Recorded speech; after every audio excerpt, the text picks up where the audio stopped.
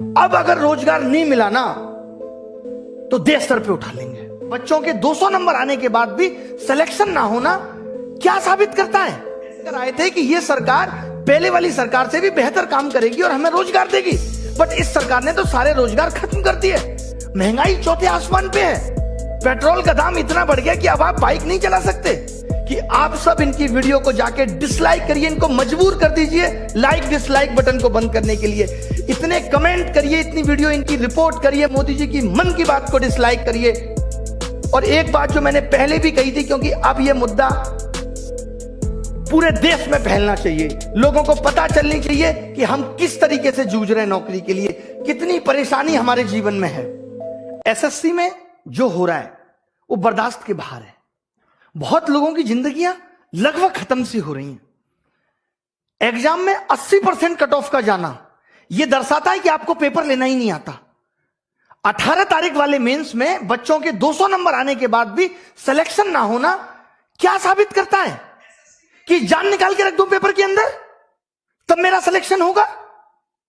कल जब से 18 का रिजल्ट आया है 19 का 2019 एग्जाम में 18 तारीख वाले बच्चे इस तरीके के मैसेज कर रहे हैं कि सर मैं सुसाइड कर रहा हूं, मुझे बचा लो। रात के 3 बजे तक मैं 25 बच्चों से बात करके कन्विंस कर रहा हूं कि इंतजार करो, कुछ करेंगे।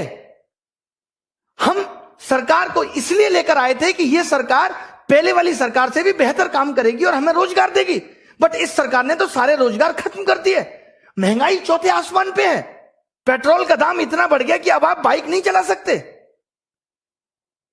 रसोई गैस की कीमत इतनी बढ़ गई कि वापस अब चूल्हे पे आना पड़ेगा। एक तरफ तो आपने कमाने के साधन छीन लिए, एक तरफ आपने हर चीज का मूल्य बढ़ा दिया और आप कहते हैं हम करप्शन करते नहीं, और जनता कहती है ये सरकार बहुत अच्छी है।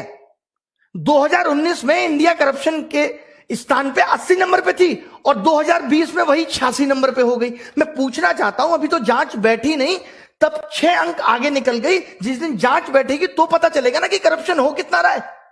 क्या बिना करप्शन के वैकेंसी खत्म हो गई? एक सीट कम, जो सीट है उस पे भी करप्शन, एग्जाम टाइम से लेंगे नहीं, पेपर सही बनाएंगे नहीं, पेपर में क्वेश्चन गलत डाल के भी 100 रुपए वसूलेंगे, उसको भी पैसा वसूलने का धंधा बनाएंगे। एक साल में 2 रिजल्ट एक साथ देंगे, बच्चे को कंफ्यूज करेंगे कि तुम 18 भी भरो, तुम 19 भी भरो, उसे उलझाए रखेंगे। रिजल्ट इतना लेट कर देंगे ताकि वो बोल ही ना पाए, टूट जाए। जैसे कहते हैं ना, कोई अगर आपसे उधार पैसा ले ले, उसको हर दिन कॉल करने दो, रोज उसे घर आने दो, एक दिन वो आना भूल जाएगा, अपने पैसे भूल जाएगा कि भाई मैं इससे ज्यादा परेशान नहीं हो सकता। कल इन्होंने रिजल्ट दिया और मार्क्स के बारे में बोल दिया बाद में देंगे। अब ये पता है मार्क्स कब देंगे? ये मार्क्स देंगे 3 महीने बाद, जब आप लगे होगे 2020 की तैयारी में, आपका ध्यान 2020 की तैयारी में होगा, आप कुछ कह नहीं पाओगे। अरे कब तक सहेंगे हम? अब युवाओं की हुंकार लेके रहेंगे रोजगार। अब अगर रोजगार नहीं मिला ना तो देश सर पे उठा लेंगे। इससे ज्यादा मैं कुछ नहीं कह सकता। हमारी मांगे क्या है? आज ये वीडियो बहुत महत्वपूर्ण है। मैं उन सब लोगों का दर्द बयां कर रहा हूं जो 4-4, 5-5 साल से तैयारी कर रहे हैं और आपकी एक गलती की वजह से उनकी जिंदगी खत्म हो जा रही है। एज रिकॉग्निंग इशू लगातार 2015-16 तक एज अगस्त से काउंट होती थी। अभी कोरोना काल था, आपको छूट दे सकते थे, लेकिन आपने फिर से 1 जनवरी से एज काउंट कर दी। नहीं होने देंगे, आपको अगस्त से वापस काउंट करनी पड़ेगी। एक छोटी सी गलती, अभी जो लोग नए जुड़ेंगे, जिनको पता नहीं है एसएससी के बारे में, मैं उन लोगों को बता दूं कि ये एक मेंस के पेपर को 3 दिन में लेते हैं, 15, 16, 18। 15-16 का पेपर ये नॉर्मल बनाते हैं, 18 का पेपर ये इतना हलवा बना देते हैं जिसमें बच्चों के 200-200 नंबर आते हैं, 190, 195। अब जब ये नॉर्मलाइजेशन करते हैं तो वो सारे बच्चे बाहर हो गए। अब आप एक बात बताइए, जिस बच्चे का नॉलेज बहुत अच्छा था, जो खुद से 200 नंबर ला सकता था, जो बच्चा खुद से 200 नंबर ला सकता था, वो अपना पेपर 1.25 घंटे में करके बैठ गया, तो आपने उसका स्किल कहां टेस्ट किया? वो तो पौना घंटा उसका बर्बाद हो गया पेपर के अंदर।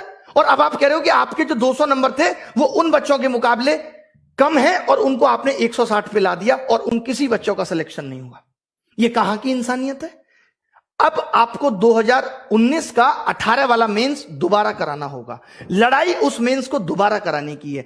जब आप 20 लाख बच्चों का प्री 20 दिन में करा सकते हो, तो आप 1.5 लाख बच्चों का मेंस 1 दिन में क्यों नहीं करा सकते? क्या आपके पास इतने रिसोर्सेज भी नहीं रहे अब कि आप पेपर का लेवल एक जैसा रख सको? मतलब आपने एग्जाम का मजाक बना दिया है। क्योंकि आपको करप्शन करना है, और करप्शन को दबाना कैसे है, यह सबसे अच्छा तरीका है। क्योंकि जब बच्चा पेपर दे के आता है तो उछलता है हवा में 190 का कराया, 3 महीने बाद रिजल्ट देते हो उसका सारा हौसला टूट चुका होता है। 190 नंबर का 200 नंबर का 200 में करने के बाद भी अगर सिलेक्शन नहीं हो रहा तो इसके लिए कौन जिम्मेदार है? पिछले 2 साल से लगातार कट ऑफ 80% जा रही है, इसके लिए कौन जिम्मेदार है? कॉम्पिटिटिव एग्जाम में 80 नंबर कट ऑफ जाना कितना सही है? क्या आप पेपर का स्तर नहीं बढ़ा सकते जिससे आप उन बच्चों को भी सेलेक्ट कर पाए जिनके अंदर वास्तव में टैलेंट है? अगर एसएससी अपने एग्जाम में एबीसीडी देने लगे तो कैसे यह निर्धारित होगा कि कौन बच्चा जॉब के लायक है और कौन नहीं? अब सरकार से हिसाब मांगना पड़ेगा। अब हमें बहुत बड़े बड़े कदम उठाने पड़ेंगे। 2020 के लिए क्या कदम उठाने हैं? प्री क्वालिफाई करो, अगर एक दिन में नहीं करा सकते तो मेंस एक दिन में कराना होगा। 18 नवंबर वाला मेंस दोबारा होना चाहिए। एसएससी के अंदर वेटिंग लिस्ट होनी चाहिए। 80% कट ऑफ क्यों जा रही है? पेपर का स्टैंडर्ड बढ़ाओ, भले ही सिलेबस के अंदर होना चाहिए पेपर। जब इलेक्शन का रिजल्ट 7 दिन में आ सकता है और एसएससी का रिजल्ट अब तक नहीं आया 2018 का, हम 2021 में 2018 का रिजल्ट आपने फाइनल नहीं किया और बच्चों को 2019 का चस्का दे रहे। लो चूटो, लॉलीपॉप है, चूसो भैया। बच्चे को ध्यान ही नहीं है कि उसने 18 भी दिया था, सो गया है वो बच्चा। मोदी जी कहते हैं मैं अभी देश के लिए ऐसा कर रहा हूं, आगे पता चलेगा। डिमोनेटाइजेशन हुआ, आगे पता चलेगा। जैसे एक बाप ये कहे अपने बेटे को रोटी भी ना दे और कहे कि बेटा मैं आगे आने वाली पीढ़ी के लिए कर रहा हूं, आगे आने वाली पीढ़ी के लिए प्रॉपर्टी खरीद रहा हूं। आगे आने वाली पीढ़ी तो जब आएगी जब ये बेटा जिंदा रहेगा। आगे आने वाले लोग तो तब आएंगे जब युवा जिंदा रहेगा, जब हम लोग जिंदा रहेंगे। किसके लिए कर रहे हैं मोदी जी? अब मैंने ये डिसाइड किया है कि 5 दिन के अंदर हम ये हैशटैग चलाएंगे, मोदी _रोजगार_2। 5 दिन के अंदर, यानी आज 25 तारीख को सुबह 11 बजे पहली चीज। और जितनी भी आप देखिए ये मीडिया जो है पारी हो रही है, ये दिखाती है। ये मीडिया श्वेता का ऑडियो वायरल हो गया, ये दिखाती है। ये मीडिया विनोद दिखाती है। ये मीडिया जोमेटो वाला सोनू दिखाती है। ये मीडिया तैमूर ने किस कलर का कच्चा पहना, ये दिखाती है। इस मीडिया को ये नहीं पता कि युवाओं का दर्द क्या है।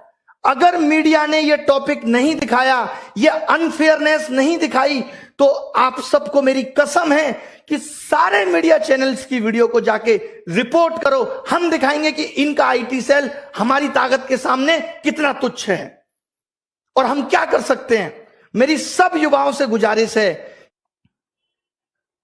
लोग कह देते हैं सरकार कह रही है ट्विटर ऐप भी बंद हो जाना चाहिए। वाह, कमाल की बात है। मतलब अब इस डेमोक्रेटिक देश में अपनी आवाज उठाना भी दुश्वार हो गया है। आप नहीं कह सकते, आप मर जाइए, आप सुसाइड कर लीजिए, आप जिंदा मत रहिए, बट आप अपनी आवाज नहीं उठा सकते। ये कुछ मुझे ऐसी बात याद आ रही है, जब मेरी गर्लफ्रेंड से कोई लड़का बात करता था तो मैं उसको नहीं समझा सकता, उस लड़के को जाके कहता था तू उससे बात मत कर। बहुत बढ़िया।